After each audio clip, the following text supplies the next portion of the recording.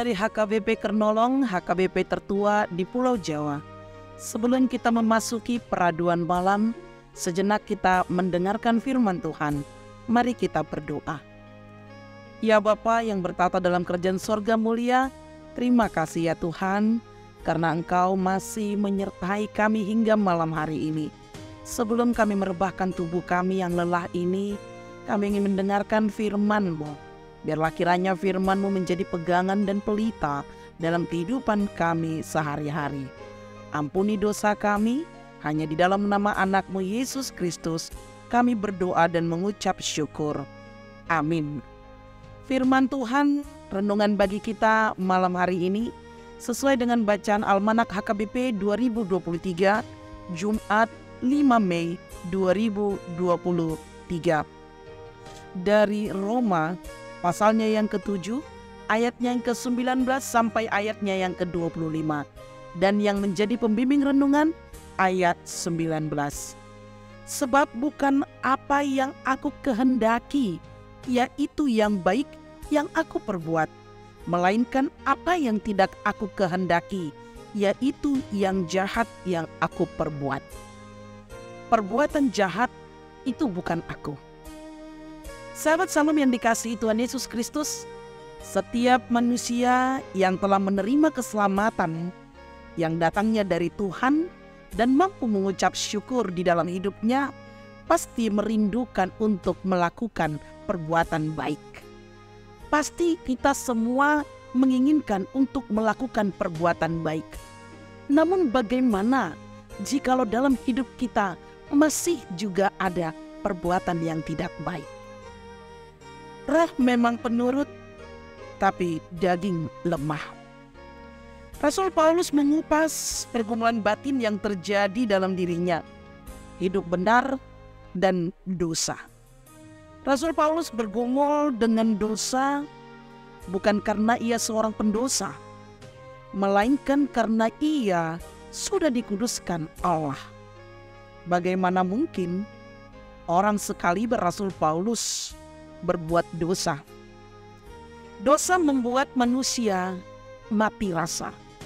Manusia yang berbuat dosa berulang kali lebih mudah terpengaruh melakukan perbuatan dosa. Alasan Paulus bergumul sedemikian berat karena ia tidak terperangkap dalam jaring dosa.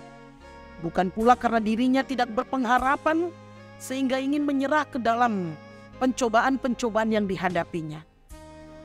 Karena Rasul Paulus menjalani hidup yang kudus, kepekaan terhadap Allah membuat dirinya bergairah untuk melakukan kemuliaan Allah.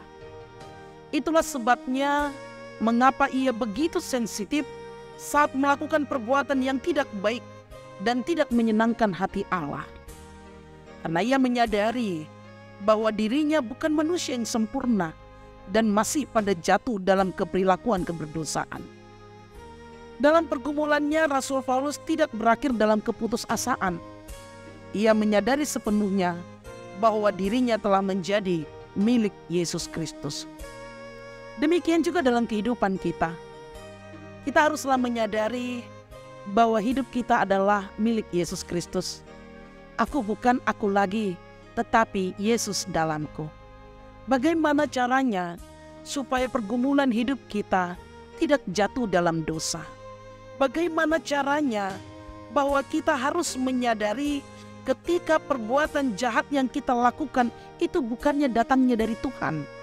Itu datangnya dari kuat kuasa dunia atau iblis yang mencoba untuk mempengaruhi kita, di mana prinsip mereka untuk menjauhkan kita daripada Tuhan. Sahabat Salam yang dikasihi oleh Tuhan Yesus Kristus, jauhilah setiap dosa yang mencoba untuk mengganggu kita, yang membawa kenikmatan sesaat, karena itu bukan yang diinginkan oleh Tuhan. Hanya dalam Kristus kita bisa menang melawan setiap cengkeraman dosa.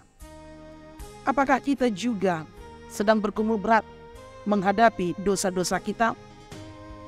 Jika kita hidup dalam Kristus, pergumulan terhadap dosa itu merupakan bukti kita telah dikuduskan Allah sehingga kita gelisah. Gelisahlah ketika kita melakukan dosa, sehingga kita mampu untuk menjauhi dosa. Dan jangan menyerah dan jangan putus asa. Kristus ada di pihak kita. Melakukan dosa itu bukan aku, tapi si jahat. Jangan biarkan si jahat menguasai kita, tapi biarlah Tuhan yang telah menguasai kehidupan kita dan menyelamatkan kita dengan melakukan perbuatan-perbuatan baik selama kita hidup di dunia ini. Berbuatlah baik dan jangan lakukan yang jahat, karena itu bukan aku. Amin. Terima kasih Bapa atas firman yang kau tabur dalam doa kami di malam hari ini. Terima kasih Tuhan, Engkau mengingatkan kami manusia yang telah diselamatkan, haruslah melakukan seturut dengan kehendak Tuhan. Menjauhi segala larangan-Mu, melakukan segala perintah-Mu. Ajari kami ya Bapa melalui tuntunan Roh Kudus-Mu, sehingga kami menyadari dan mengingat orang yang telah Kau selamatkan, mengajarkan untuk menjadi dan berbuat baik. Inilah kami, ampuni dosa kami. Kami mau beristirahat ya Tuhan, lindungi dan jagai kami. Hanya di dalam nama anak-Mu Yesus Kristus, kami berdoa dan mengucap syukur. Anugerah dari Tuhan kita Yesus Kristus, kasih setia Allah Bapa dan persekutuan Roh Kudus menyertai engkau. Amin.